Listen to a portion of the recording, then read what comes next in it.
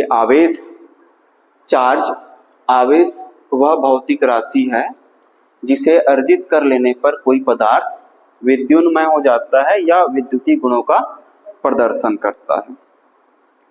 इसमें भौतिक राशि आपने 11th में पढ़ा है।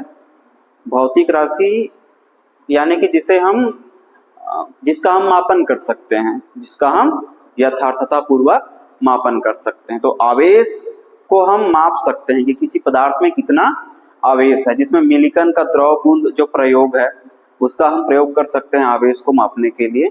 तो कुल मिलाकर के आवेश क्या है, भौतिक राशि है, और जिसे अर्जित कर लेने पर कोई पदार्थ क्या हो जाता है, विद्युन्मय हो जाता है या विद्युतीय गुणों का प्रदर्शन करता है। जिसका सबसे अच्छा जो एग्जाम्पल है वो कंघी है। सबसे अच्छा उदाहरण क्या है, कंघी है। कॉम जो है, आप करके देखिएगा घर में, आपको बिल्कुल पता चलेगा। नीचे आप इसको छोटे छोटे पार्टिकल्स के साथ लेके जाएंगे तो चिपक जाता है मतलब वो आकर्षित कर रहा है मतलब वो क्या कर रहा है, विद्युतीय गुणों का प्रदर्शन कर रहा है। अब चूंकि वो आवेशित हो गया है तो आकर्षित कर रहा है, तो वो क्या हो गया है, विद्युन्मय हो गया है। उसी को हम बोलते हैं क्या हो गया है, विद्युन्मय हो गया। ठीक है, आवाज आवेशित हो गया है मतलब आवेश वो ग्रहण कर लिया है। क्या कर लिया है, आवेश ग्रहण कर लिया है, और इसीलिए वो विद्युन्मय हो गया है और विद्युतीय गुणों का प्रदर्शन कर रहा है। और इसका मात्रक कूलाम के नाम पर रखा गया है। कूलाम कौन है, वैज्ञानिक है जिन्होंने कूलाम बल जो होता है, यानी कि इन दो आवेशों के मध्य धनावेश और ऋणावेश या धनावेश यानी कि दो आवेशों के मध्य लगने वाला जो बल होता है वो कितना होता है, वो बताया किसने, कूलाम में। तो उसी के नाम पर रखा गया है एसआई मात्रक जो है कूलाम। तो इसका एसआई मात्रक कूलाम है। वीमी सूत्र जो है इतना होता है m0L0TA। तो ये कहां से आया, तो हमें पता है जो धारा होता है वो I = Q/T, आवेश प्रवाह की दर होता है धारा। और ये Q जो है आवेश है, इसे हम लिख सकते हैं Q = IT। और आपने पढ़ा होगा 11th में, धारा का जो सिंबल है वीमी सूत्र लिखने के लिए वो क्या है, A, एम्पियर, मात्रक एम्पियर है धारा का, और सिंबल क्या है, कैपिटल A है। तो A, और टाइम का क्या है, समय का, कैपिटल T है। मात्रक सेकंड है, और जो वीमी सूत्र में जो नोटेशन है, जो संकेत है वो क्या है, T है। तो T, तो m है नहीं, l है नहीं, द्रव्यमान नहीं है, लंबाई भी नहीं है, तो m⁻0, l⁻0, t है तो t, और a है तो a।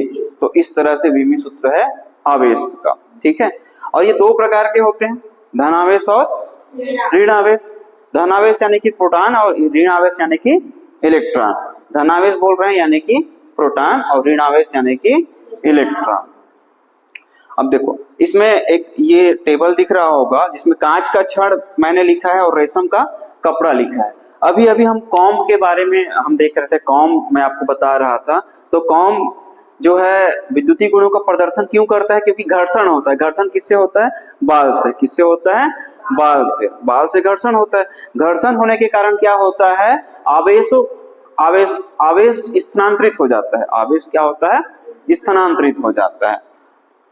जैसे इसमें कांच का छड़ है और रेशम का कपड़ा है। मान लो ये कांच का छड़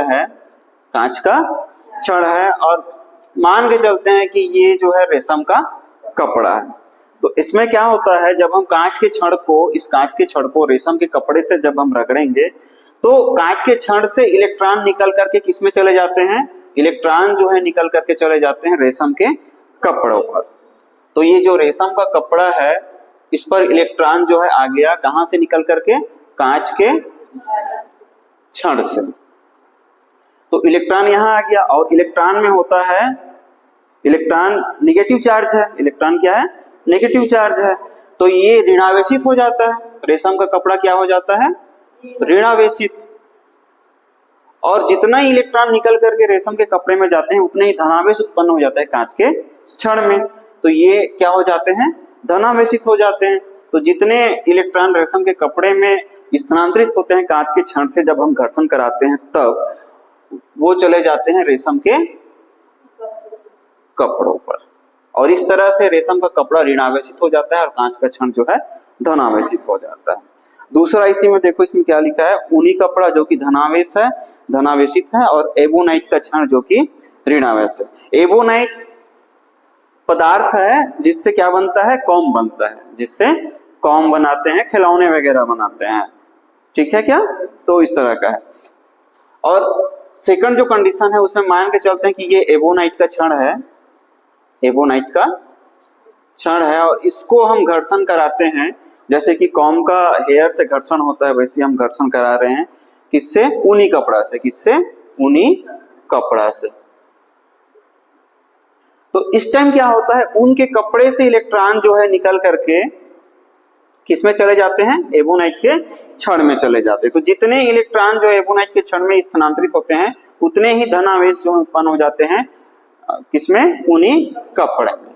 तो इस तरह से क्या होता है, एबोनाइट का क्षण जो है ऋणावेशित हो जाता है, एबोनाइट का क्षण जो है ऋणावेशित हो जाता है, इसीलिए हमने एबोनाइट के क्षण को किसमें रखा हुआ है, ऋणावेशित में रखा हुआ है, और ऊनी कपड़ा क्या हो जाता है, धनावेशित हो जाता है। इस तरह से समझ में आ रहा है क्या। अब इसी में एक प्रैक्टिकल और जब आप करके देखोगे, कांच का 2 क्षण लेंगे आप, कांच का 2 क्षण लेंगे और दोनों को जब समीप लाएंगे, दोनों को समीप लाएंगे तो उसमें प्रतिकर्षण होता है, उसमें क्या होता है, प्रतिकर्षण होता है।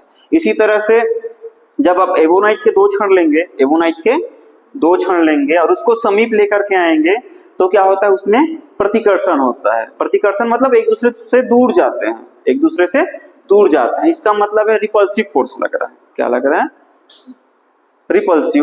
रिपल्सिव फोर्स लग रहा है, प्रतिकर्षण बल लग रहा है। और ये दोनों को हम बोल सकते हैं कि सजाती है, क्या है, सजाती है। तो यहाँ एक चीज और क्लियर हो रहा है, वो ये कि सजातीय आवेश में प्रतिकर्षण होता है। क्या होता है, सजातीय आवेश में प्रतिकर्षण क्या होता है, प्रतिकर्षण होता है। ये हम देख लें। और दूसरा जब आप देखेंगे, एक क्षण आप ले लीजिए किसका, कांच का जो कि धनावेशित है, और एक क्षण आप ले लीजिए किसका, एबोनाइट का जो कि ऋणावेशित है। और दोनों को जब आप समीप लाएंगे, दोनों को जब आप समीप लाएंगे तो वो आकर्षित होते हैं, वो आकर्षित होते हैं। जैसे चुंबक होता है जिसमें उत्तरी ध्रुव और दक्षिणी ध्रुव होता है, जब आप समीप लाते हैं विजातीय ध्रुव को तो क्या होते हैं, चिपक जाते हैं, आकर्षित करते हैं एक दूसरे को। लेकिन जब सेम पोल्स होते हैं, यानी कि समान ध्रुव होते हैं, जैसे नॉर्थ और नॉर्थ, साउथ और साउथ, तो क्या करते हैं, प्रतिकर्षण होता है।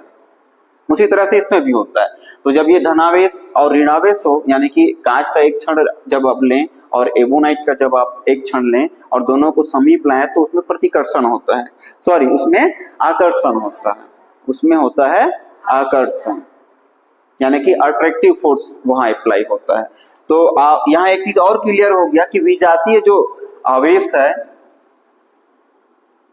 विजातीय आवेश में आकर्षण होता है। क्या होता है, आकर्षण।